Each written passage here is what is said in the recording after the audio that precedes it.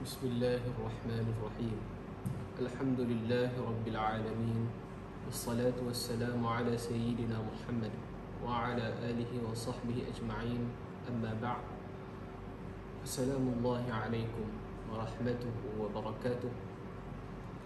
Sidang penonton yang dirahmati Allah, bersyukur kita pada hari ini kerana pada saat ini kita telah diberi keizinan oleh Allah Subhanahu wa taala untuk kita masuk ke dalam suatu bulan yang sangat-sangat istimewa. Bulan yang sangat ditunggu-tunggu oleh para salihin. Bulan yang disebut-sebut kemuliaan dan keagungannya, iaitulah bulan Ramadan. Pada bulan ini diturunkan rahmat dan keampunan, mencurah-curah seperti hujan. Itulah keistimewaan pada bulan Ramadan. Pada bulan Ramadan ini dikhususkan ibadat puasa dan diperbanyakkan amalan-amalan sunat, terutamanya bacaan Al-Quran, dan juga amalan-amalan lain seperti bersedekah dan beriktikaf. Namun perlu kita perhatikan apa yang kita mahu daripada Ramadan. Adakah kita mahukan daripada Ramadan makanan yang sedap, ataupun kita mahukan masa bersama anak isteri dan ibu bapa, ataupun kita mahukan keredaan Allah, keampunan dan kerahmatan yang mana turunnya mencurah-curah pada bulan ini. Disebutkan dalam sebuah hadis yang diriwayatkan oleh Ibn Hibban dan At-Tabarani bahawa Rasulullah sallallahu alaihi wasallam pernah suatu ketika menaiki mimbar. Ketika naik ke anak tangga yang pertama, baginda berkata, "Amin." Ketika naik ke anak tangga yang kedua, baginda berkata, "Amin." Ketika naik ke anak tangga yang ketiga, baginda bersabda, "Amin." Para sahabat pun hairan apa yang Rasulullah sallallahu alaihi wasallam buat. Mereka pun bertanya kepada baginda. Baginda menjawab, "Telah datang kepadaku Jibril.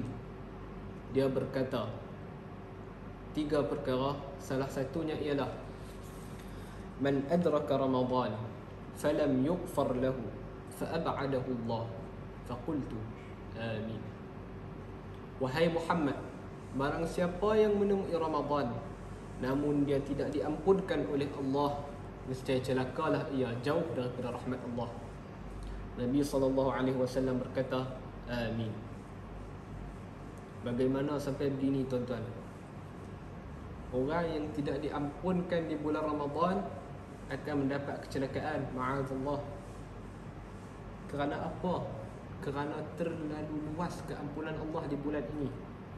Dapat kita ibaratkan seperti hujan yang lebat, yang sangat lebat, yang turun di setengah satu tempat. Sesiapa sahaja yang berada di tempat itu pasti akan kena, kecuali orang yang berteduh.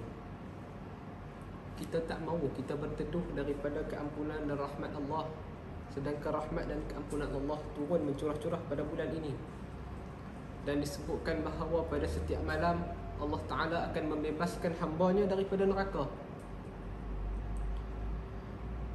Jadi kita berharap kitalah yang Allah Ta'ala sebut di atas langit yang ketujuh itu sebagai hamba yang dibebaskan daripada neraka, sebagai hamba yang diampunkan dan dicurahkan rahmat pada bulan ini.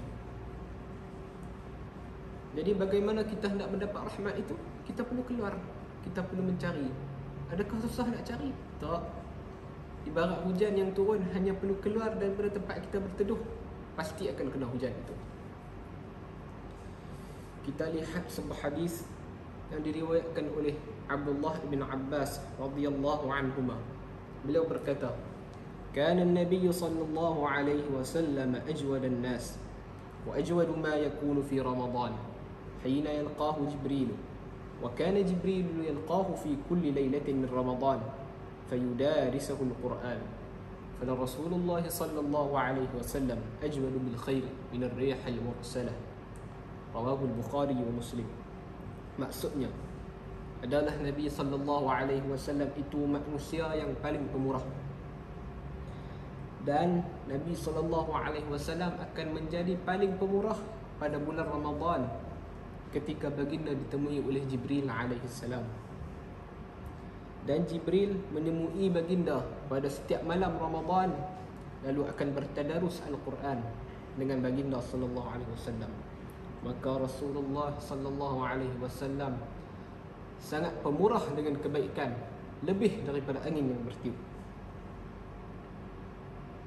Di sini dapat kita lihat betapa besarnya, betapa hebatnya sifat kepemurahan Nabi sallallahu alaihi wasallam pada bulan Ramadan.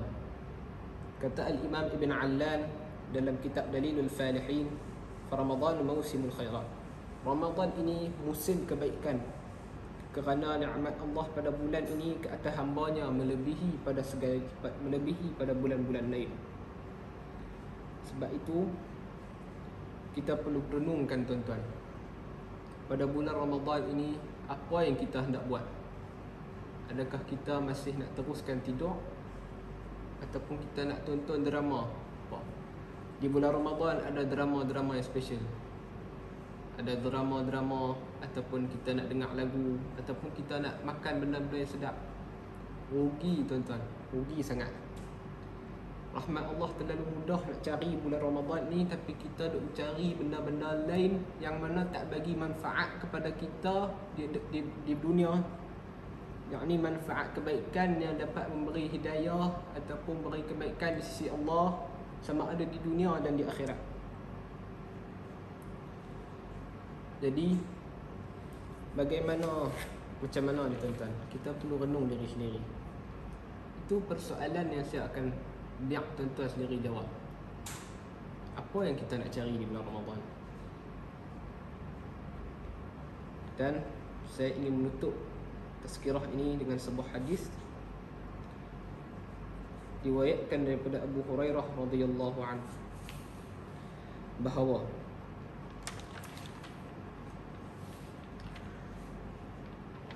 kullu amal ibni Adam yudha'afu al-hasanatu bi'ashri amthaliha wa ila 700 dha'fin. Setiap amalan anak Adam itu akan digandakan pahalanya sebanyak 10 kali ganda sehingga 700 kali ganda. Sekadar mana banyak yang kita dapat gandaan itu, sekadar keikhlasan amalan kita. Allah Ta'ala berfirman, illa as-sawm fa innahu li wa ana ajzi bi. Melainkan puasa, kerana puasa itu untuk aku dan aku yang akan membalasnya. Yada'u syahwatahu wa ta'amahu min ajli. Dia meninggalkan syahwatnya dan makanannya untuk aku. Riwayat Al-Bukhari dan Muslim. Jadi setelah kita mengetahui betapa banyaknya rahmat dan keampunan Allah pada bulan Ramadan ini, marilah kita bersegera untuk melakukan kebaikan. Kita tinggalkanlah sekejap perkara-perkara lara yang kita buat pada bulan-bulan lain. Kerana apa? Kerana sangat rugi kalau kita buat benda-benda itu. Sangat rugi jika Allah Ta'ala menurunkan rahmatnya dengan terlalu banyak tapi kita biar.